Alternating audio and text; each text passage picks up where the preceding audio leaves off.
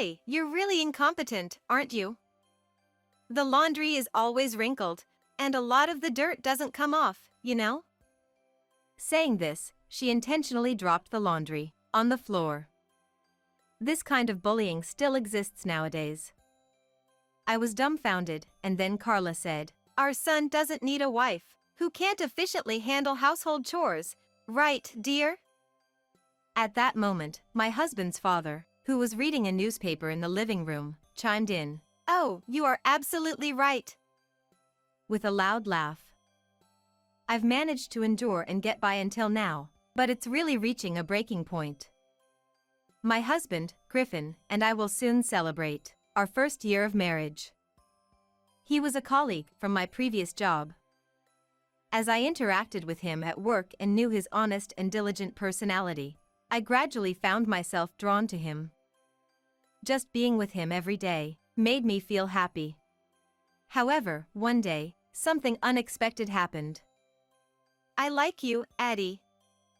I'm looking for a serious relationship with the potential for marriage. Are you open to that?" I couldn't hide my surprise at his sudden confession, but since I already liked him, I accepted without any hesitation. After a year of dating, we got married. His sincerity, seriousness, and his commitment to protecting me remained strong even after marriage, and we were living happily every day. I would have liked to say that, but in reality, I had a certain concern.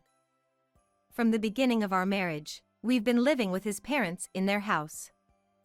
The company I used to work for was a well-known local company with several branches even in the bigger cities, and it was respected in the area. Just working for this company was enough for people to regard it as a prestigious company. However, there's still an old-fashioned mentality lingering, and there was a custom that, in the case of an in-house marriage, it's natural for the woman to resign. We both wanted to work, but following tradition, I had to resign upon marriage. Moreover, such old-fashioned thinking persists throughout this region.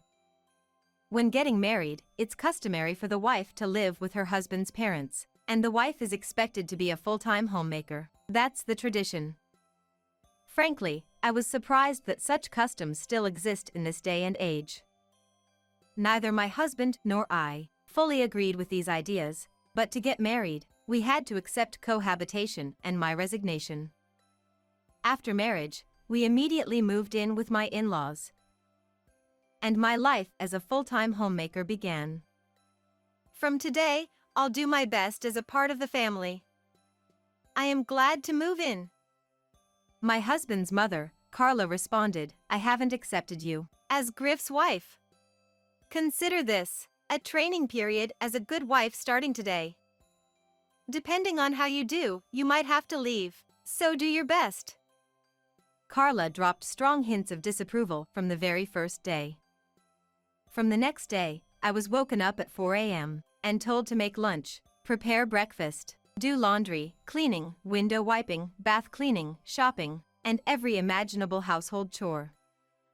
If that were all, it would have been bearable, but she constantly made snide remarks like, "Did you really think you could get married with those skills? You can't do anything properly. I wonder if you're fit to be my son's wife." Every action was met with full-blown sarcasm. Though her husband, Rodney, remained silent, he seemed to share the same sentiments, smirking as he observed. The initial impression was unfavorable enough, but they turned out to be even worse than expected. My only ally is my husband, but when he's around, they just watch us with smiles. Even if I know it's a tactic, I can't seek help from Griff this way. Due to his busy and late working hours, in his absence, the daily insults and harassment continued. Since many things were so unjust, I kept updating my husband. "I'm sorry. I'll talk to them and make sure they understand. If anything happens, tell me immediately." He has been supportive and addressing the issues whenever possible. It was a relief that my husband understood me. After a month of marriage, I became increasingly exhausted due to the severe mistreatment. One day, while folding laundry, Carla said, "Hey, you're really incompetent, aren't you? The laundry is always wrinkled, and a lot of the dirt doesn't come off, you know? Saying this, she intentionally dropped the laundry on the floor. I couldn't believe such bullying still existed in this day and age. As I stood there in shock, she said, "Our son doesn't need a wife who can't efficiently handle household chores, right, dear?" Rodney, who was reading a newspaper in the living room, chimed in, "Oh, you are absolutely right," with a loud laugh. I've endured it so far, but I've reached my limit. I immediately reported the laundry incident to Griff. Upon hearing my story, he got furious and sternly warned his parents. However, Carla dismissed it, saying, "Oh, I didn't mean any harm. The laundry just fell while we were talking." It's quite upsetting to be accused like this. Rodney commented, "Adeline, being serious is good, but not understanding humor could be a problem." Without taking Griff's words seriously, they avoided the issue entirely. It seemed like a pointless conversation. "Sorry, Addie. I've made you endure so much. It's all my fault." "It's not your fault, honey. If anything, having you around helped me cope. But I'm getting tired. If you ever find it too much, we can reconsider living together. If necessary, we can even cut ties with the family."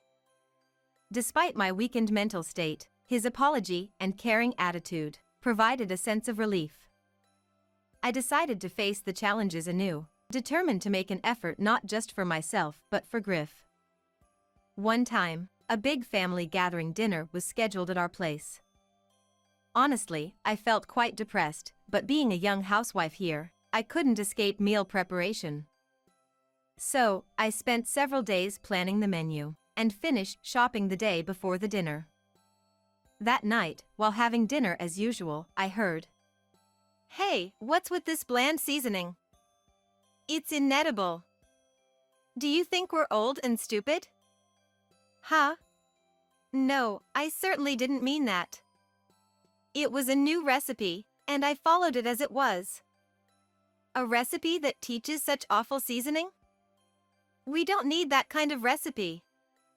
Carla complained about the taste, and Rodney is pretending to watch TV, seemed oblivious, or more accurately, pretending to be oblivious. On this day, with preparations for the next day's dinner, I checked the menu, went shopping, did the prep work, and then started preparing tonight's dinner. I was exhausted, and although I usually endure, tiredness got the better of me. I unintentionally retorted, "Is that so? If it doesn't suit your taste, you don't have to eat it." Carla probably didn't expect me to respond. She looked surprised, but quickly snapped back into a fierce expression. "Huh? So, the useless wife gets cheeky, huh? How many dishes do you think you've cooked since you came here? No improvement at all, truly useless. I won't eat such food. I won't eat anything you cook ever again." Saying that, she threw the food I made into the trash. While Rodney said nothing, he grinned slyly and didn't stop her. "I can't take it anymore." Beyond my breaking point, I left the house and rushed out the front door. Walking along the nighttime road, tears streamed down my cheeks. What did I do to deserve this? Why am I unfairly blamed for diligently doing housework? The more I thought about it, the more tears flowed. Then, someone ahead called my name. "Adeline?" I looked up, and it was my husband. The moment I saw his face, the remaining tears I had been holding back overflowed. "What's wrong? Did something happen?" I could only cry in his arms. After finishing my cry, we sat on a bench in a nearby park, and I explained him what happened today. "Addie, I'm sorry. I was wrong to believe them. I was foolish." Saying that, he apologized repeatedly. After his apologies, based on his plan, we decided to do something at the family dinner the next day. On the day of the dinner, I was preparing the meals for the relatives. As expected, Griff's parents engaged in conversations with the visiting relatives, leaving all the preparations solely to me. Griff was occupied dealing with the relatives who had drunk some alcohol and couldn't easily get away. I cooked alone, plated the dishes, and carried them to the table where everyone is seated. Then, a relative addressed Carla. "Hey, by the way, why aren't your food here?" "Oh, just me. I didn't notice because we were talking." "Why is that?" "I often get treated like this." "Huh. Isn't that bullying your son's wife?" "It might be." As the relatives expressed concern, noticing that Carla's meals weren't there, she played the victim, starting to talk. "I just want to get along with her. Why do I have to endure such things?" The relatives, taking her words seriously, openly expressed anger towards me. "Adeline, what's going on here? I can't believe you're not serving food to Griff's dear mother. Do you always do this kind of thing?" "No, not at all." "I do. What'd she tell me for her?" I spoke the truth, but... "So, how do you explain this fact? Is one time an exception? Because you never bring food, you're continuing the same behavior today, right?" "No, that's not true." Angered by my firm denial, my uncle shouted loudly at me, "Liar! Isn't today's table proof that you're not treating her right? You demon! Stop bullying your husband's mother." Then, Griff, who had been silently listening, slowly stood up. "Oh, Griffin. You have to do something about this wife of yours. Not only does she bully your mom, but she's also a stubborn one. This is troublesome." "That's right, Griff. You need to think about the parents who raised you with care. Don't get caught up with such a worthless woman." "Is that all you have to say?" My husband muttered, perhaps feeling pressured, and all the relatives turned their gaze toward him. "Everyone talking without knowing anything, right? If you insult my wife any further, I'll cut ties with everyone here." He declared this in front of all the relatives. "Griffin, what are you saying? You're going too far off track. Cut it out. Shut up. Do you have any idea what Addie has been through with them all this time? You know nothing." He exposed the various harassments from them that I had endured to the relatives. The relatives, who had been expressing anger, closed their mouths. "That's a lie, it can't be. Griff, what has Adeline been telling you? You're trying to make us the bad ones. You're out of your mind." "Yes, Griffin. Retract what you just said." "Retract? That's impossible. It's the truth. If you're going to deny it to that extent, listen to this." Saying that, Griff took out his phone, turned up the volume, and pressed the play button. "How could you think of marrying my son as such an incompetent one? You can't do anything properly. Can a wife like that handle our household?" The voice of Carla played. Surprised expressions appeared, and she said, "What is this? Stop it right now." She told my husband to stop the playback, but he ignored it and continued playing the audio. I wanted him to know about the fact of the bullying, so I discreetly kept my phone in my pocket and pressed the record button whenever Carla approached. This isn't me. Surely she must have imitated my voice to record it to put me down. There's no way she does it. Doesn't it sound exactly like Mom's voice? I'm really disappointed in you. No, this is..." As Carla began to panic, I spoke up. "Carla, yesterday, you said you would never eat my cooking again, and threw away the dinner I made, didn't you?" "Huh? What are you talking about? I didn't say anything like that. Besides, why would have to throw away the dinner? You made for me? Mom, how far are you going to deny it? The recorded audio is still here. Please, don't disappoint me any further. Okay, I get it. Please don't play the audio anymore. Ignoring Carla's plea, Griff replayed the recorded audio. The shocked relatives seemed speechless. I suggested doing this today. I've warned Dad and Mom many times to stop the bullying. Well, I don't remember bullying her. It was more like guidance or advice. They had insulted me countless times, and now they had the audacity to say that? I was fed up and couldn't bring myself to speak. If the bullying against her becomes unbearable, we even discussed moving out. It seems improvement is not possible. Upon hearing my husband's words, Carla and Rodney turned pale, hastily making excuses. Sorry.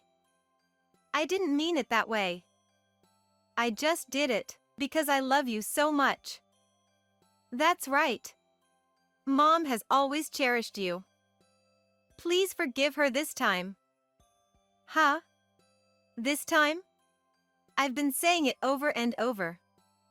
This is the end. We're leaving this house. Upon hearing Griff's words, his parents slumped their shoulders in defeat.